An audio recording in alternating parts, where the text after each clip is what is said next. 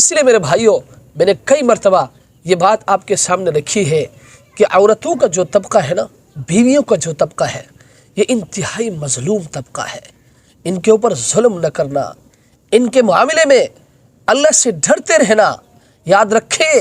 عورتوں کی جو جماعت ہے نا، بیویوں کی جو جماعت ہے، عورتوں کا جو طبقہ ہے، یہ وہ طبقہ ہے کہ اس طبقے کی سفارش اللہ تبارک و تعالی نے مردوں سے خود کی ہے۔ چنانچہ اللہ تبارک و تعالی فرماتے ہیں وَعَاشِرُوهُنَّ بِالْمَعْرُوفِ کہ اے مردو، تم نے ان عورتوں کے ساتھ اچھے طریقے سے،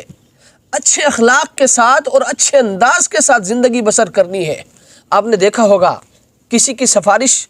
اس کی ماں کرتی ہے، کسی کی سفارش اس کی بہن کرتی ہے،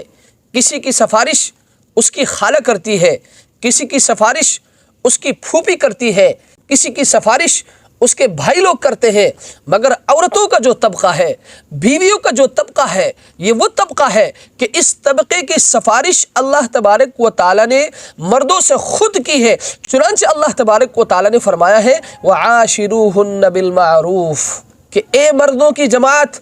تم نے ان عورتوں کے ساتھ اچھے انداز اور اچھے اخلاق کے ساتھ زندگی گزارنی ہے۔ اس لیے میرے بھائیوں، میں آپ سے بھی بار بار یہ گزارش کرتا ہوں کہ عورتوں کا جو طبقہ ہے، بیویوں کا جو طبقہ ہے، یہ انتہائی مظلوم طبقہ ہے۔ ان کے اوپر کبھی ظلم نہ کرنا، ان کے ساتھ کبھی زیادتی نہ کرنا، وگرنہ اللہ کی پکڑ وہ بڑی سخت ہے۔ اور یاد رکھیں، اگر آپ نے عورت پر ظلم کیا، آپ نے عورت کے ساتھ زیادتی کی، تو یاد رکھیں آپ کا گھر برباد ہو جائے گا، آپ کے بچوں کی مستقبل وہ تباہ ہو جائے گی، آپ کی اپنی زندگی وہ خراب ہو جائے گی۔ یاد رکھیں، آپ سکون کے ساتھ زندگی نہیں گزار سکتے جب تک آپ اپنی بیوی کے ساتھ بنا کر نہیں رکھیں گے، جب تک آپ اپنے گھر والی کے ساتھ درگزر کا معاملہ نہیں کریں گے، تو یاد رکھیں آپ سکون کے ساتھ زندگی نہیں گزار سکتے۔ اس لیے